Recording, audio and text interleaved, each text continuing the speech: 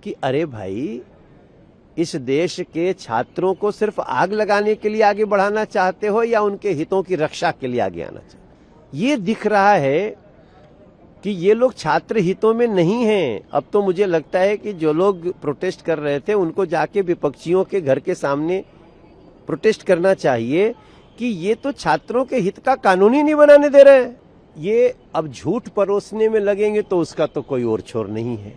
विपक्ष के पास एक बहुत बढ़िया मौका है जब वो ये दिखा सकता है कि वो देश के लोगों के हित में काम करना चाहता है या सिर्फ अपने हित में, अपनी पार्टी के हित में काम करना चाहता है और देश के विरुद्ध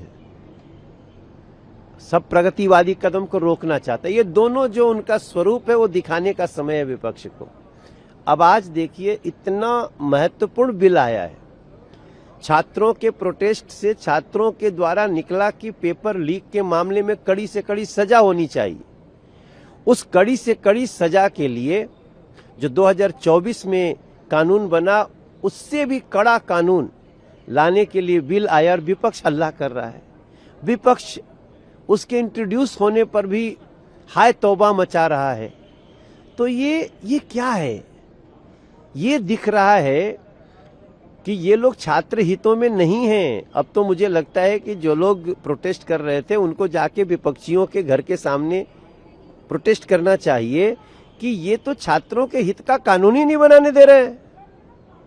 मैं हैरान हूं, जब ये बिल आया और 12 बजे इंट्रोड्यूस हुआ तो फिर मुझे ये कहने में कोई गुरेज नहीं है कि अरे भाई, इस देश के छात्रों को सिर्फ आग लगाने के लिए आगे बढ़ाना चाहते हो या उनके हितों की रक्षा के लिए आगे आना चाहते? लेकिन अब जो है कांग्रेस ने अपनी एक और डिमांड बढ़ा दी है। अब कांग्रेस कह रही है कि पैलेट गन का इस्तेमाल हुआ, उसके लिए प्रधानमंत्री जी माफी मांगे, पुलिस ने जो क्रूरता बरती उसके लिए अमित शाह जी इस्तीफा दें।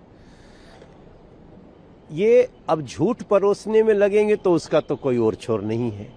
अगर आपको इसी बात की कसम खा लिए हैं कि हम झूठे आरोप लगाएंगे, काम रोकेंगे, देश की प्रगति को रोकेंगे, तो फिर तो हम कुछ नहीं कह सकते।